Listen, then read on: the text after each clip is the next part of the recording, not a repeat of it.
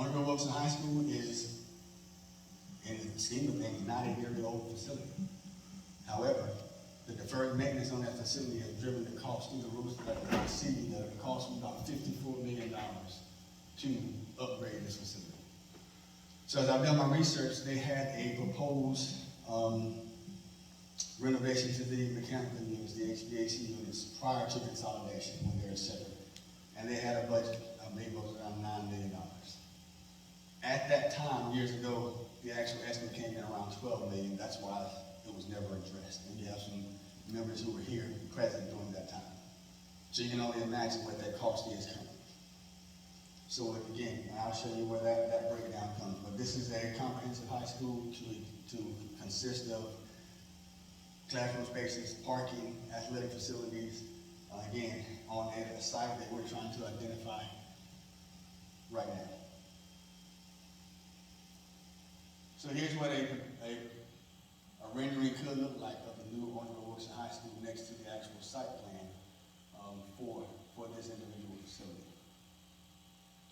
Again, $53,986,500 is the estimate to bring this facility up to a minimum standard according to the architect. And I want to re-emphasize minimum standard. That would not bring it up to today's actual codes, but it would bring it up to a better situation.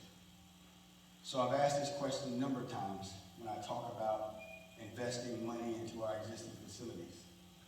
The question becomes, if we were to invest this type of money, am I going to get another 60 years out of that facility?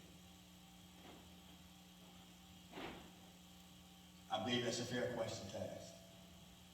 With my investment, would I get an additional 50, 60 years by bringing these facilities up to a minimum standard? The next proposed solution deals with our youngest population, our primary age children, students in pre-K through second grade. If you're not familiar, right now, Edisto Primary and Rivelon Elementary Schools are the only two schools in this school district that service students in pre-K through second grade. And if you drive about 3 miles from the primary school, you will run into Rivelon Elementary School. So right now, Rivelon, if we were to bring it up to a minimum standard, would be $14 million, because they're currently at a 44% occupancy right now. But if you know anything about Edisto Primary, right now there's 17 empty classrooms at Edisto Primary. There's a whole wing at Edisto Primary that is unutilized, to include additional classrooms that are there. So the 189 students that we had at Rivelon would all fit in those 17 classrooms, and I would still have empty classrooms at Edisto Primary.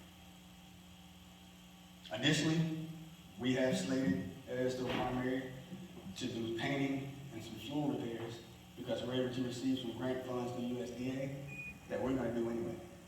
The question becomes, will those nice new classrooms be empty, or will they have students in them? Because that's where those funds have to go and be utilized. We're able to paint and do flooring projects in 9 of our schools just this summer. So this is the next one, along with 2 other facilities that we're going to be doing some upgrades on. So again, this transition is a little different.